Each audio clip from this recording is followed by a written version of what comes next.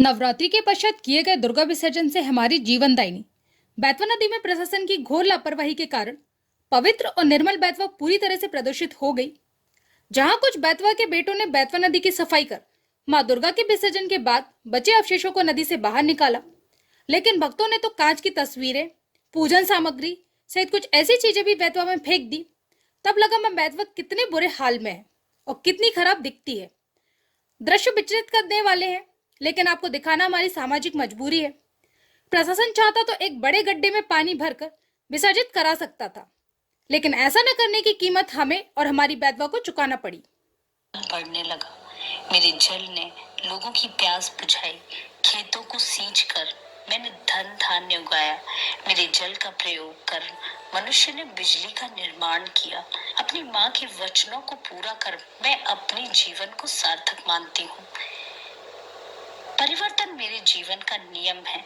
कभी कभी मैं जब क्रोध में होती हूँ तो मैं अपने किनारे तोड़ती हुई गांव, खेतों और नगरों में बाढ़ के रूप में घुस जाती हूँ। न जाने कितने लोगों की जानें चली जाती हैं, कितनी संपत्ति नष्ट हो जाती है, परंतु इस भीषण संहार को मैं भुला नहीं सकती और सूख जाती हूँ। वर्षा ऋतु आने पर मुझ में फिर जान आती है और सब राहत की सांस लेते हैं। मेरा सफर बहुत लंबा है, परंतु मेरे सामने मेरा लक्ष्य होता है।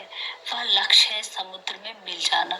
जब मैं धीमी गति से समुद्र की ओर बढ़ती हूँ तो मेरा मन उल्लास से भर जाता है, क्योंकि समुद्र हाथ में फेन की माला लिए मेरा स्वागत करने के लिए खड़ा होता है। समुद्र में मिलकर मेरा अपना रूप समाप्त हो जाता है और मैं समुद्र में ही हो जाती हूँ। मुझे तब दुख होता है जब मनुष्य मुझ में गंदा विषैला पानी छोड़ता है, कूड़ा कचरा मुझ में डाल देता है और मुझे प्रदूषित करने में कोई कसर नहीं छोड़ता। परंतु मैं तो प्रकृति की बेटी हूँ।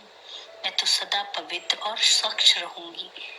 मेरा तो कुछ भी नहीं बिगड़ेगा। हे मनुष्य, नुकसान तो तुम्हारा ही है।